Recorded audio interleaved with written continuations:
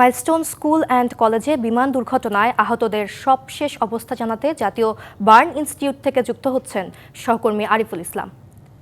আরিফ, আহতদের শারীরিক অবস্থা নিয়ে সবশেষ কি তথ্য আছে আপনার কাছে জানাবেন।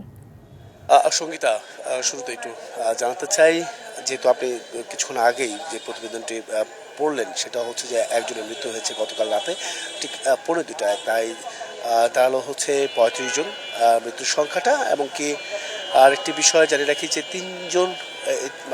তিনজন সংকটাপন্ন রয়েছেন, বিশেষ করে তারা আইসিইউতে রয়েছেন। এবং কি তারা খুব বলা যায় যে এছাড়া মোট 33 জন চিকিৎসা তাদেরকে দিয়েই 33 জন চিকিৎসাধীন রয়েছেন।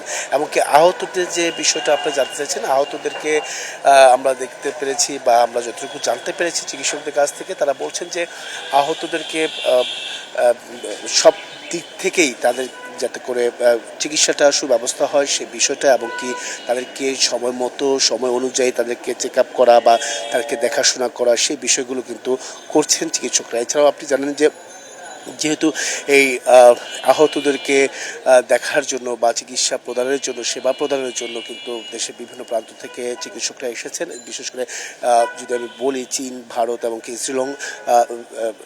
সিঙ্গাপুর থেকে, তো সেক্ষেত্রে বলা যায় যে তাদের আহতদের যে যাবতীয় খরচ বা অন্যান্য যে বিষয়গুলো রয়েছে সেটা সরকারের পক্ষ থেকে নেওয়া হবে, সে বিষয়টাও কিন্তু আমরা দেখেছি। শাইনি চুলে এখন হবে সব হেয়ারস্টাইল।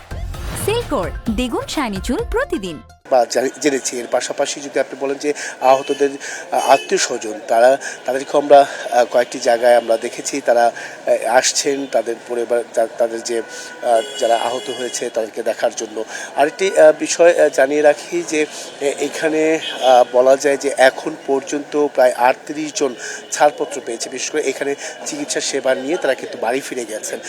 আরেকটি বিষয় জানিয়ে রাখি যে এখানে চিকিৎসকদের আর আহতদের যে সবশেষ পরিস্থিতি বা তাদের যে তাদের সম্ভাবনার যে কথাগুলো, সেগুলো কিন্তু পরবর্তীতে হয়তো বা চিকিৎসকের মাধ্যমে যিনি সংবাদ সম্মেলন করবেন হয়তো বা তার মাধ্যমে আসলে তুলে ধরার চেষ্টা করতে পারবো যে তাদের কি অবস্থা, সবশেষ কি অবস্থা বা কি ধরনের জটিলতা আছে।